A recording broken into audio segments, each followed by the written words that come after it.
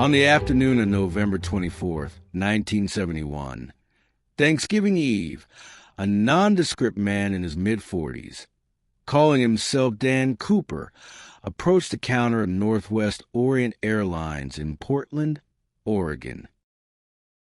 He bought a one-way ticket to Seattle with cash.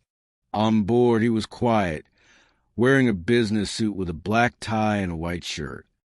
He ordered a drink, bourbon and soda, and waited.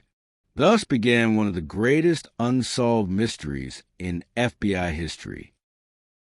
A short time after takeoff, Cooper handed a stewardess a note.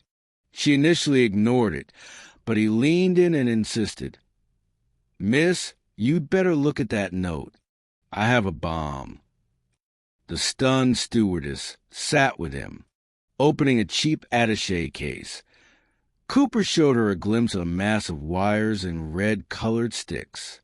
He then had her write a new note to the captain. The demands were precise: for parachutes and $200,000 in $20 bills. When the flight landed in Seattle, Cooper's demands were met. He expertly exchanged the flight's 36 passengers for the money and parachutes.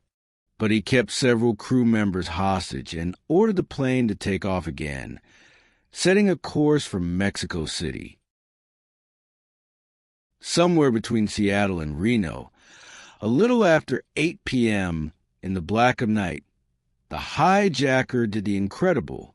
He used the cord from one of the parachutes to tie the money bag shut, lowered the rear stairs of the Boeing 727, and jumped out into a freezing rainstorm. The pilots landed safely, but Cooper had disappeared into the night. His ultimate fate remains a mystery to this day. The FBI immediately opened one of the most extensive investigations in its history, codenamed Norjack for Northwest hijacking. They interviewed hundreds of people and considered more than 800 suspects.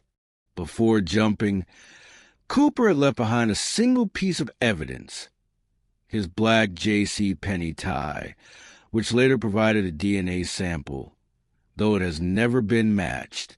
For years, the case went cold. One favorite suspect was a man named Richard Floyd McCoy, who conducted a similar hijacking just 5 months later. But he was eventually ruled out. His physical description didn't quite match the one provided by the flight attendants. So, did Cooper survive the jump? The evidence suggests he was not an experienced pro. The parachute he used couldn't be steered, and his business suit was completely unsuitable for a rough, nighttime landing in a dense forest.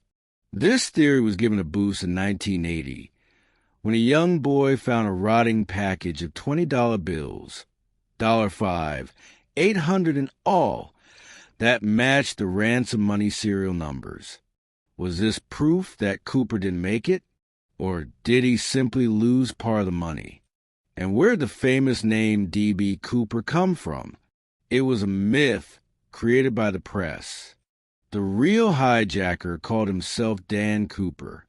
The daring crime and the man who vanished remain an intriguing American mystery for law enforcement and amateur sleuths alike. What is your theory? Did D.B. Cooper survive and live out his days in quiet anonymity? Let us know in the comments. And for more deep dives into history's greatest unsolved cases, subscribe to Parallel Worlds Explained.